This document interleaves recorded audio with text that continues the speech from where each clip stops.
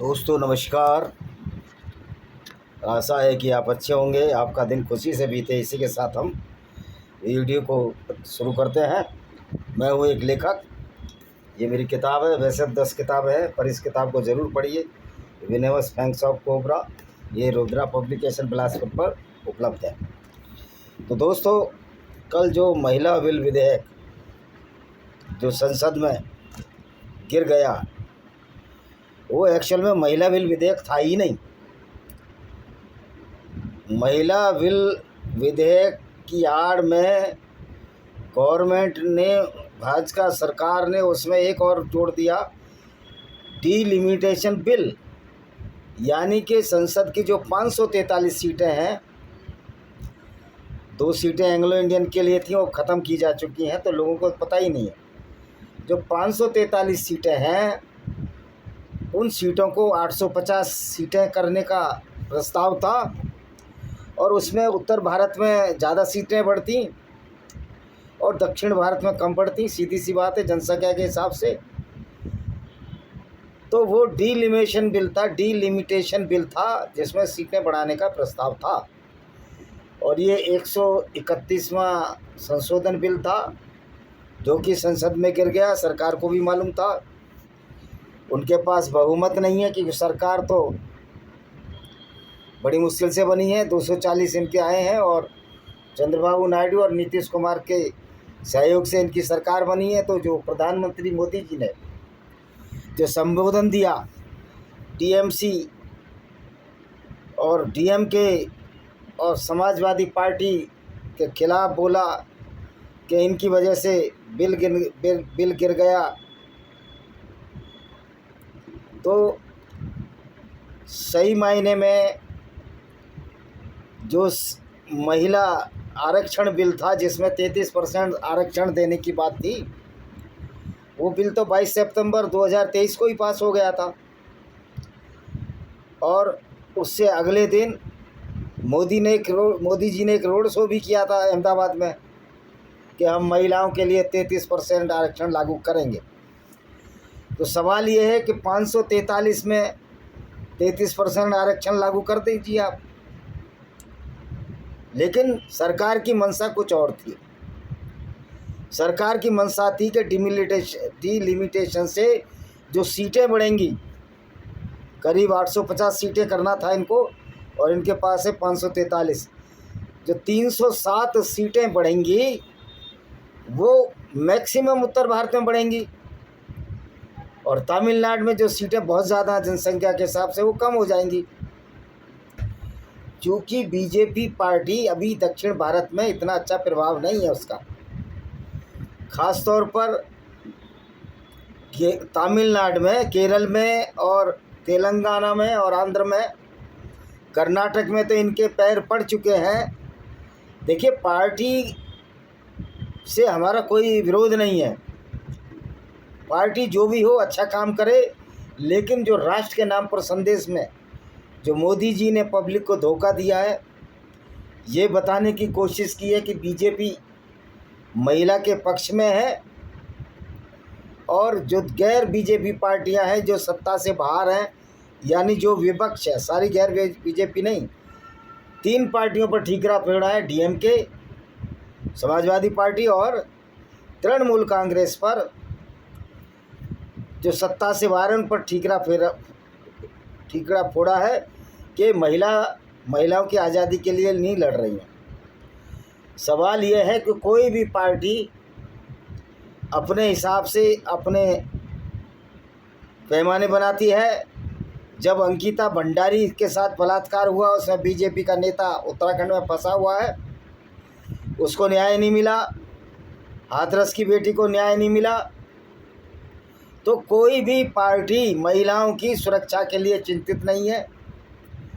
असली लड़ाई है अमीर और गरीबों की। गरीब और कमज़ोरों की बेटियों के साथ बलात्कार होते रहेंगे, रेप होते रहेंगे, लेकिन ये पार्टियां कुछ नहीं बोलेंगी। जहाँ जिस पार्टी की सरकार है, चाहे वो बीजेपी सरकार हो, चाहे कांग्रेस की सरकार हो, महिलाओं की सुरक्षा के लिए कुछ नहीं कर रहे। राहुल गांधी पर भी सुकन्या आरोप है, मोदी जी की एपिस्टिन फाइल है, एक सेंगर था इनके पार्टी में, बीजेपी में, जो बीएसपी से सपा में से होता हुआ बीजेपी में एमएलए बना, वो आज जेल में पड़ा हुआ है। ऐसे अनगिनत उदाहरण है जहाँ महिलाओं की अस्मिता की इज्जत लूट कर उनको टिकट दिए जाते हैं। ऐसे भी उदाहरण है जब किसी को टिकट लेना होता है तो उनके लिए वो महिलाओं लड़कियों का इंतजाम करता है नेता, उसको टिकट मिलता है। और ये इस बात पर सब ना करेंगे, लेकिन उनका दिल जानता है वो कितने बड़े अपराधी हैं और कितने बड़े नहीं हैं। ये उनकी अंतरात्मा की आवाज़ है, और जिसने जो कुकर्म किए होते हैं वो मरते दम तक भूलता नहीं है। तो दोस्तों, महिलाओं की आरक्षण एक अलग बात है, महिलाओं की इज्जत के साथ खिलवाड़ एक दूसरी बात है, और कोई भी पार्टी इस बात में गंभीर नहीं है। और यहाँ तक कि पुलिसिया अत्याचार भी महिलाओं की इज्जत को तार तार करने में आमादा है। मैं ये नहीं कहता सारे पुलिस वाले, लेकिन वर्दी और सत्ता का दुरुपयोग करके कोई भी महिला सुरक्षित नहीं है जब तक कि वो खुद बलशाली ना हो, ताकतवर ना हो। अभी हाल में राजस्थान में घटना हुई है, एक दरोगा ने किसी लड़की के साथ बलात्कार किया और उसने दरोगा का सिर काट दिया। तो इस तरह की घटनाएं होने से ही आप जब तक प्रतिक्रिया नहीं देंगे, महिलाओं की इज्जत सुरक्षित नहीं है। ये नेता तो सब विभाग दिखाते ही रहते हैं, और कोई भी नेता दूध का धुला नहीं है। कुछ जो दूध के धुले हैं वो इसलिए धुले हैं कि उनसे ज़्यादा ताकतवर उनके पड़ोसी हैं या वो लोग हैं जो उनके साथ बदतमीजी करेंगे तो उसका गला काट देंगे। तो दोस्तों, सारी पार्टियां ये सिर्फ नौटंकी और राजनीति कर रही हैं, और मोदी जी ने तो बहुत बड़ी नौटंकी की है। मोदी जी को एप्स्टीन फाइल पर जवाब देना चाहिए, मोदी जी पे जो लड़की सोनी थी उस पर जवाब देना चाहिए। क्यों नहीं मोदी जी मधु किश्वर के सवालों का जवाब देते हैं? नहीं तो स्मृति ईरानी और कंगना रनौत में ऐसी क्या खूबी है कि वो एमपी बन गई? ये अलग विषय है कि उनकी इच्छा थी या नहीं थी, लेकिन वह जो भ्रष्टाचार है, यौन भ्रष्टाचार, इन नेताओं की वजह से, और इसमें नेत्रियों का भी कम दोष नहीं है। तो जो ये इंटरनल मैटर है अलग बात है, हम बात कर रहे हैं बलात्कारों की। अंकिता भंडारी केस में बीजेपी के लोग पकड़े गए, कहीं समाजवादी पार्टी के लोग पकड़े जा रहे हैं, और कहीं तृणमूल कांग्रेस के लोगों का बलात्कार हुआ डॉक्टर लड़की का। तो ये नेता सारे के सारे मेजॉरिटी में नेता अपराधी हैं, और जो अपराधी नहीं है वो बेचारा सीढ़ियां चढ़ ही नहीं पाता आगे की। बहुत से अच्छे शरीफ नेताओं को भी हमने देखा है, लेकिन उनका कोई स्थान राजनीति में बचा नहीं है, क्योंकि वो शरीफ तो हैं लेकिन दबंग और ताकतवर नहीं है। आप ईमानदार और शरीफ जब ही रह सकते हो और अपनी बात जब ही मनवा सकते हो जब आप ताकतवर हो, खुद में हिम्मत महसूस करो और निडर हो। तो ईमानदारी निडरता चाहती है, ईमानदारी बेबाकी का चाहती है और सत्य चाहती है। इन नेताओं में ना ईमानदारी है, ना इन नेताओं में निडरता है। ये कायरों का समूह है जो अपने हिसाब से परिभाषाएं करता है। तो मोदी जी ने भी अपने हिसाब से परिभाषा गढ़ी है। मोदी जी का महिलाओं के अस्मिता से कोई लेना देना नहीं है, और 33% रिजर्वेशन होने से, जो कि गवर्नमेंट कर चुकी है 22 सितंबर 2023 को, क्या महिलाओं की अस्मिता बच जाएगी? क्या नेताओं में ऐसे भेड़िए नहीं है, क्या अफसरों में ऐसे भेड़िए नहीं है जो महिलाओं की किसी काम पड़ने पर उनकी इज्जत का सौदा करने के बाद काम करते हैं? तो दोस्तों, आज महिला को सशक्त होने की ज़रूरत है, और ऐसे भाइयों की ज़रूरत है जो थानेदार का उसने गला रेत दिया, ऐसे लोगों की ज़रूरत है। देखिए, हिंसा की प्रतिक्रिया हिंसा ही होनी चाहिए, क्योंकि जो शुरू में हिंसा करता है वो दोषी है, और वो दोषी है और पापी को ख़त्म करने में किसी तरह का संकोच नहीं होना चाहिए। यही हमारा भगवत गीता कहती है कि दुष्ट के साथ दुष्टता का व्यवहार करो। आज हो क्या रहा है, जो दुष्टता आपके खिलाफ़ कर रहा है, हम कानून पर और कानून, न्याय व्यवस्था और पुलिस पर निर्भर है, जो कि कहीं से भी ईमानदार नहीं है। जुडिशरी में तो भ्रष्टाचार का ये आलम है कि वहाँ तो महिला जज अभिषेक मनु सिंघवी के साथ पकड़ी गई कि मुझे जज कब बनाओगे। जब तक ये कॉलेजियम सिस्टम रहेगा, महिला जजों के साथ भी व्यभिचार होता रहेगा। तो आज ज़रूरत है अपने स्तर से, जब आप मर ही रहे हो, आपकी इज्जत ही जा रही है, तो भाई क्यों ना मार के मरा जाए। तो अब ये कहेंगे तो नक्सली हो गए, ये तो फलाना हो गए।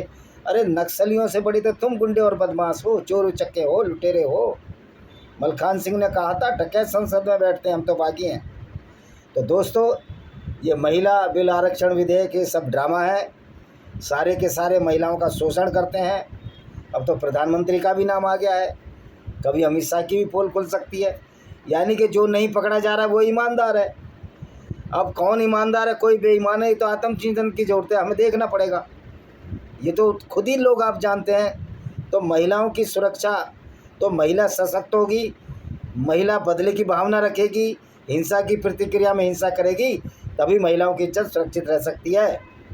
और हिंसा की प्रतिक्रिया अहिंसा नहीं हो सकती, क्योंकि अहिंसा के नाम पर तो फिर कोर्ट में इंतजार करो, फिर पुलिस के पास जाओ, वहाँ खुद भ्रष्टाचारी बैठे हैं, बदचलन लोग बैठे हैं, तो क्या न्याय मिलेगा।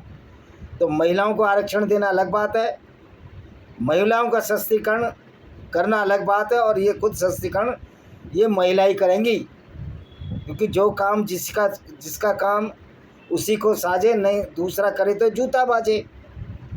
तो ये महिलाओं को भी सोचना पड़ेगा, हम कहाँ गिर रहे हैं, कहाँ कमज़ोर हैं, कहाँ हमारी मनमर्जी है, कहाँ हमारी इच्छा नहीं है।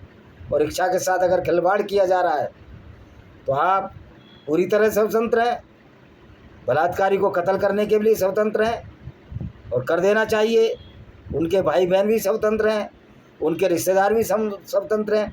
सवाल यह है कि उनके रिश्तेदारों में कितने महिलाओं की इज्जत करते हैं, ये भी सोचने का विषय है।